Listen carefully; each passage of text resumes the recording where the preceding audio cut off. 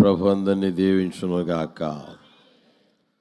మన ప్రభు అయిన యేసుక్రీస్తు వారి శ్రేష్టమైన నామంలో కూడి వచ్చిన మీ అందరికీ నా హృదయపూర్వకమైన వందనాలు, స్తోత్రం. ఫిలిప్పీయులకు వ్రాసిన పత్రిక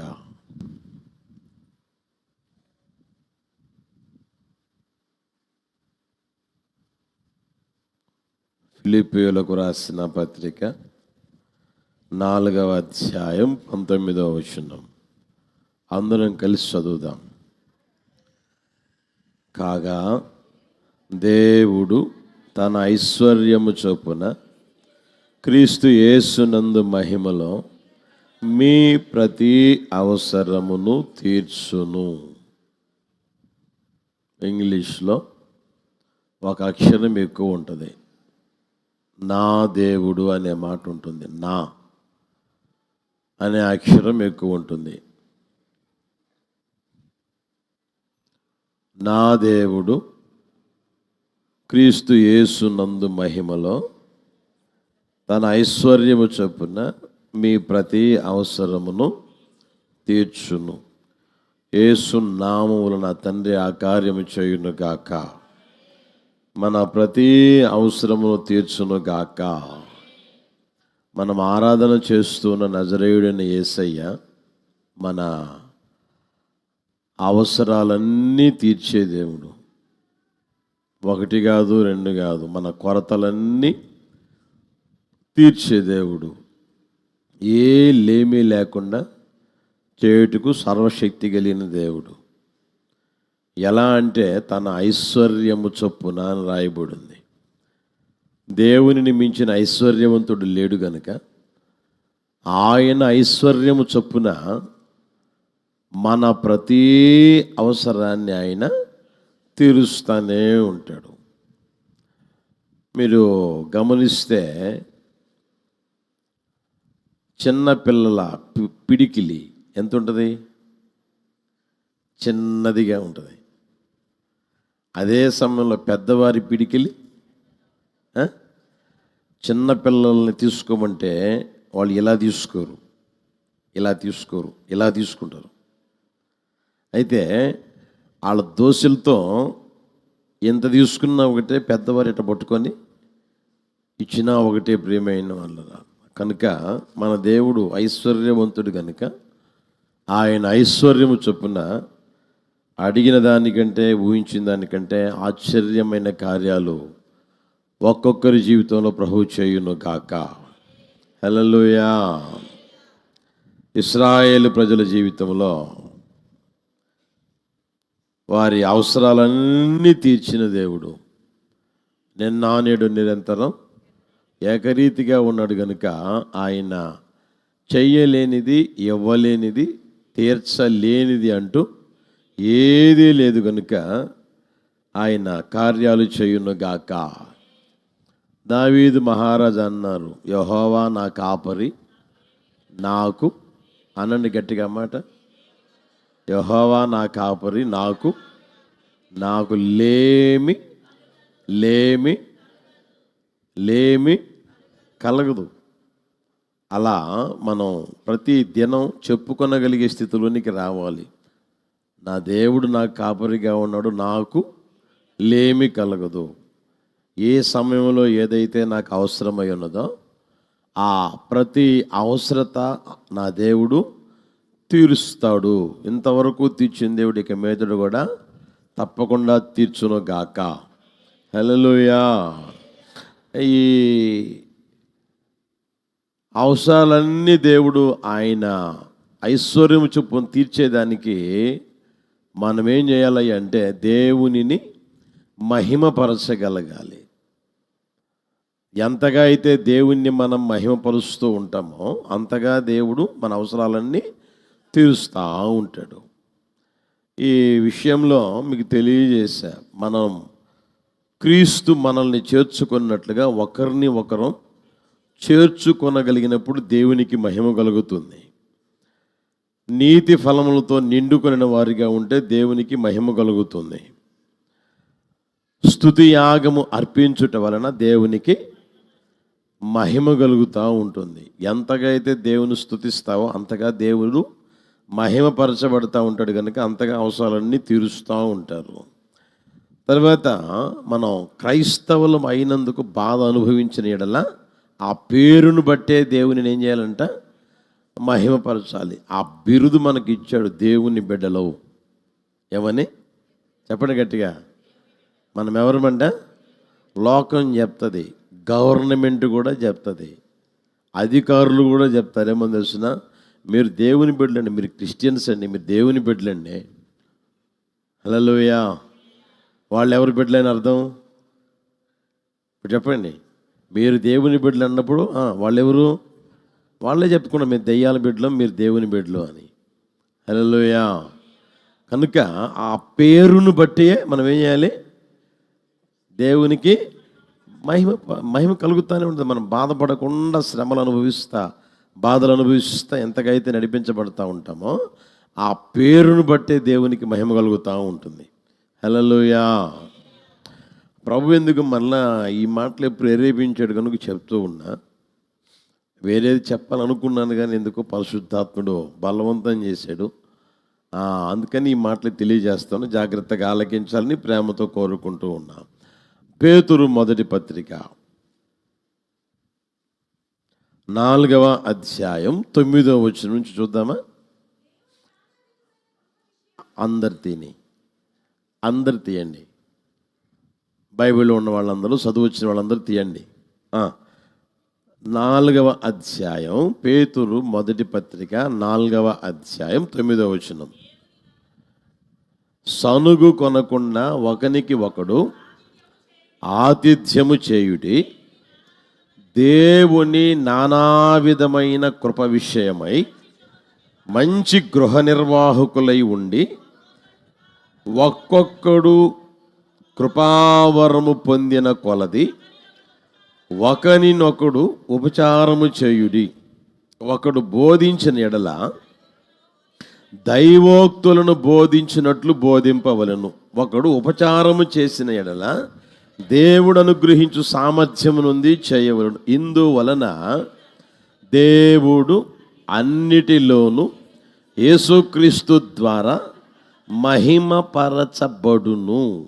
ఈ వాక్యంలో మనం చూస్తే, ఆ చివరిలో చూస్తే, ఇందువలన దేవుడు అన్నిటిలోనూ యేసుక్రీస్తు ద్వారా మహిమపరచబడతా ఉంటాడు. ఎందువలన అని అక్కడ మనం గమనిస్తే, దేవుడు ఒక్కొక్క వ్యక్తికి సామర్థ్యం ఇస్తాడు. నాకు అనుగ్రహించిన సామర్థ్యం వేరు, నీకు అనుగ్రహించిన సామర్థ్యం వేరు. బైబిల్లో కూడా మీరు చూస్తే ఒకనికి 5 తలాంతులు ఇచ్చాడు, ఒకనికి 2 తలాంతులు ఇచ్చాడు, ఒకనికి 1 ఇచ్చాడు. ఎందుకని అని అంటే అక్కడ రాయబడిన మాట తెలిసిన, ఎవని సామర్థ్యము చొప్పున వానికి ఇచ్చినని రాయబడింది. చూడండి అన్నమాట. 25వ అధ్యాయమా మత్తయి సువార్తమానం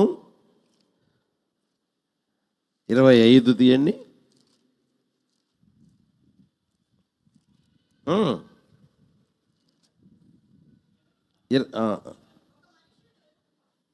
ఈ 5:14 చూడండి. పిలిచి అతడు 5 తలాంతులు 2 1 ఏంటంటే అక్కడ ఎవని సామర్థ్యము చొప్పున, అంటే ఒకరికున్న సామర్థ్యం ఇంకొకరికి ఉండదు. నాకున్న సామర్థ్యం ఇంకొకరికి ఉండదు, ఇంకొకరికి ఉన్న సామర్థ్యం నాకుండదు.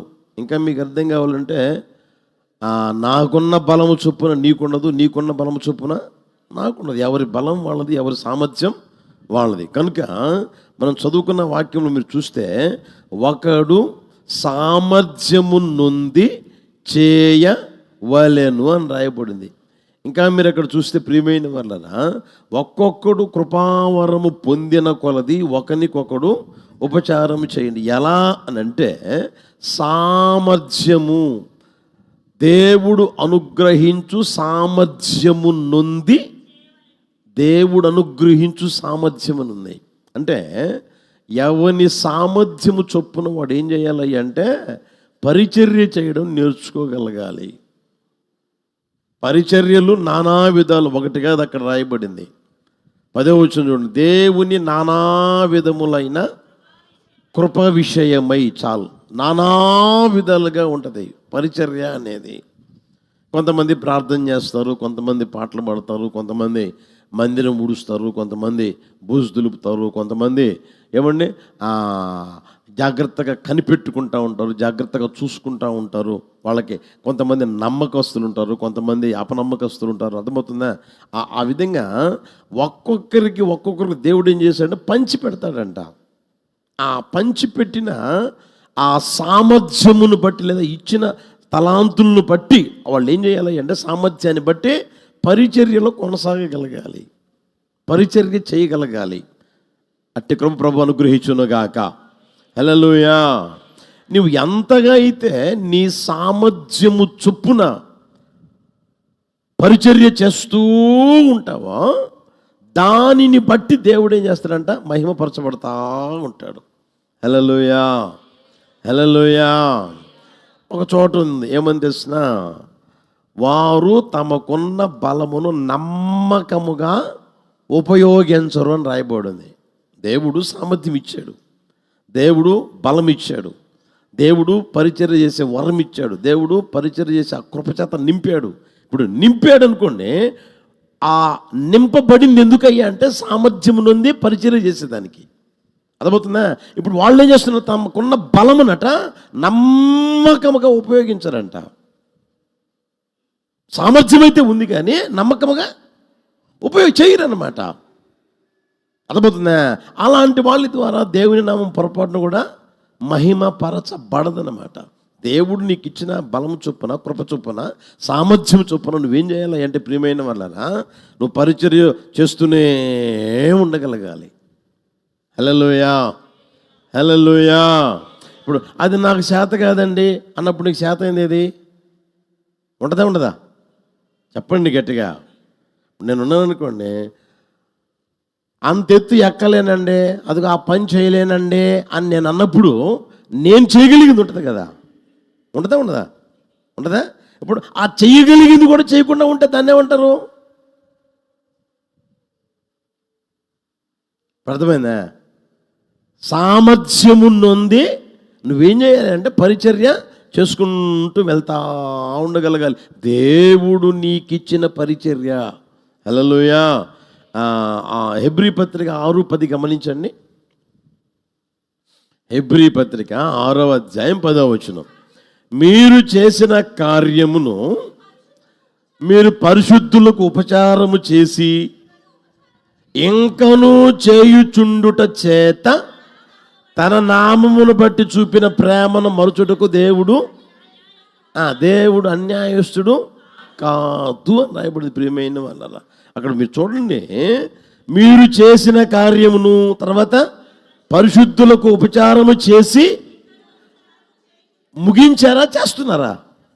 ఇంకను మాట చూడండి అక్కడ, ఇంకను చేయుచుండుటను బట్టి అని రాయబడు. చేయుచుండుట చేత చేశాము, అయిపోయింది, ముగించేసాము అనేది లేదు.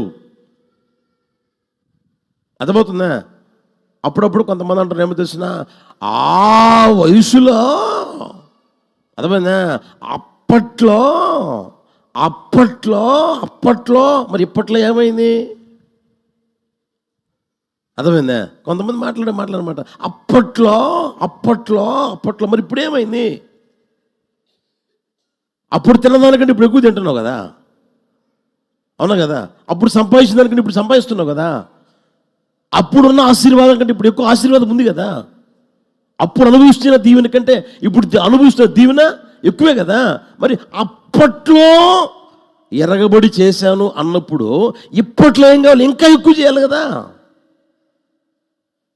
అక్కడ రాయబడిన మాట చూడండి, అక్కడ ఇంకను చేయుచుండుట చేత, ఇక అయిపోయింది, ముగించేశాను అనేది నా జీవితంలో లేదు, నీ జీవితంలో లేదు అక్కడ. హల్లెలూయా. మన వ్యక్తిగత జీవితం ప్రియమైన వాళ్ళరా, ఈ లోకంలో నాడి ఎప్పుడైతే ఆగిపోతుందో అంతవరకు నువ్వేం చేయాలి అంటే పరిచర్య చేయుచుండుట చేత యేసయ్య నామం ఘనపరచబడును గాక. హల్లెలూయా.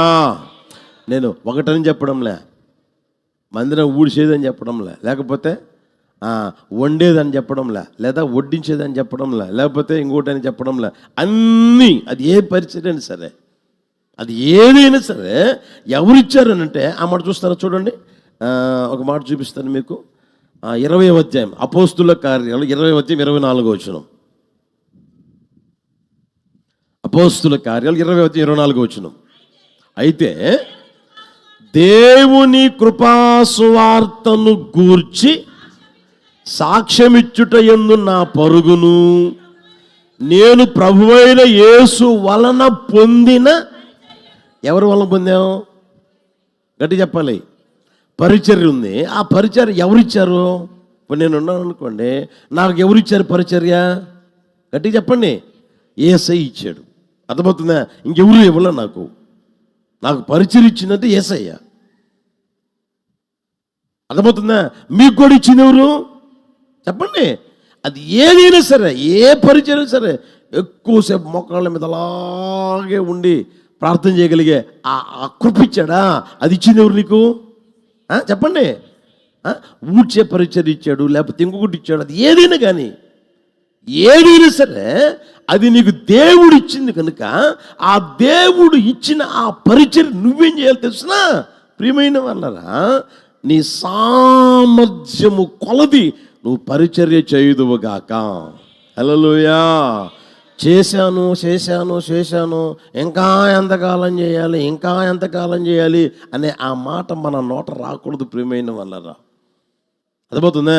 దేవుడు అనుగ్రహించిన జీవితంలో, దేవుడు అనుగ్రహించిన ఆ పరిచర్య ఏమండి, దేవుడు నిన్ను పిలుచుకొని ఆ రోజు వరకు చేయుచునే ఉందువుగాక. అర్థమవుతుందా? ఎన్ని రోజులు కష్టపడ్డాను, ఇంకా కష్టపడాలా? అర్థమవుతుందా? ఇన్ని రోజులు ప్రయాసపడ్డాను కదా, ఇంకా ప్రయాసపడాలా?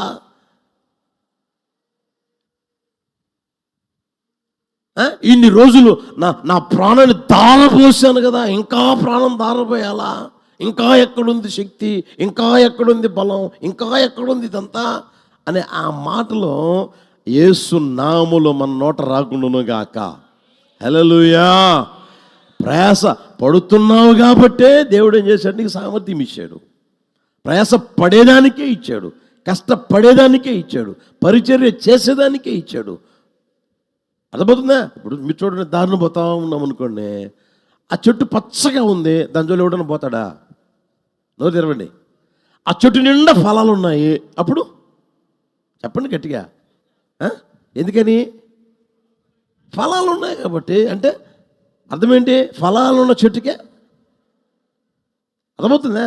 అది ఫలాలు ఫలిస్తుంది కనుకే కదా దాని దగ్గరికి పోయింది.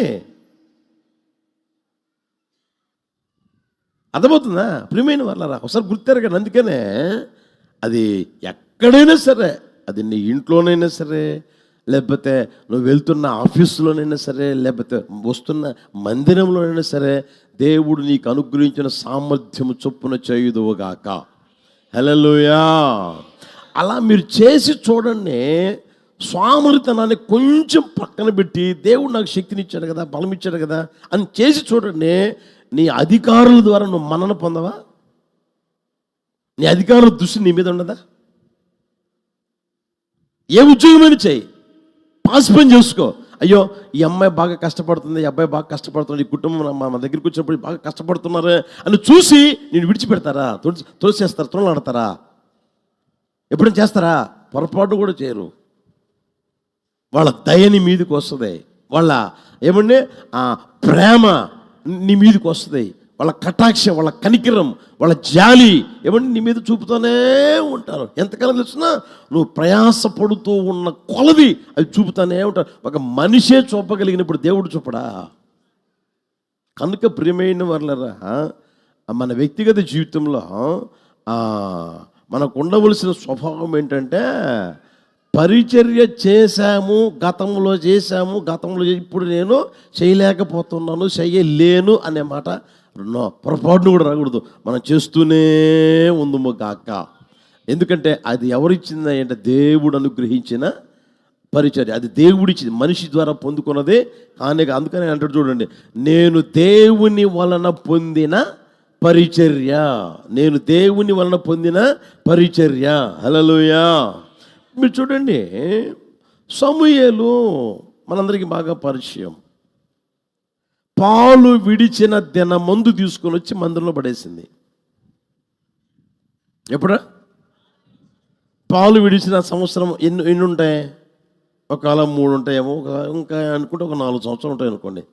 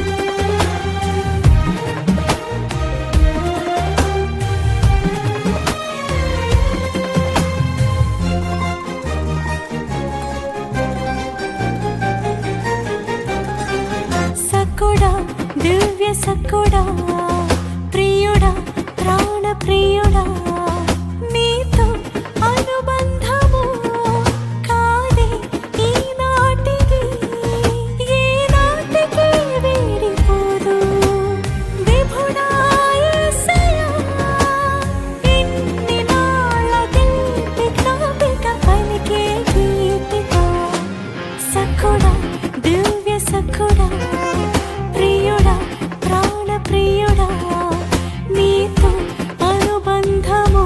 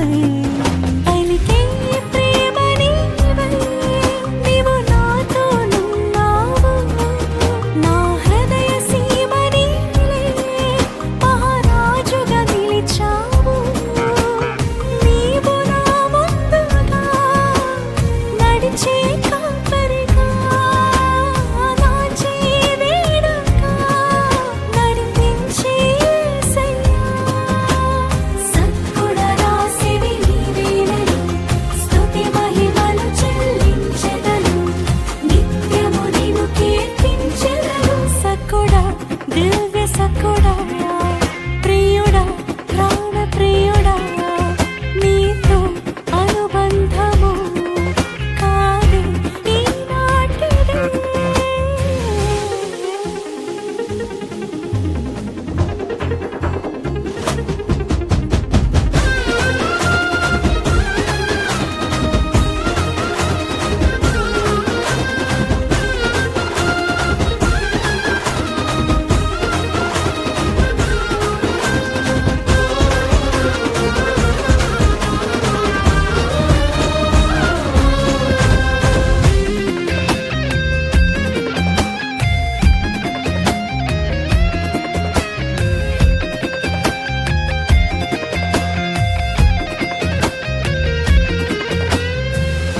రమ్యమైనది భాగ్యమైనది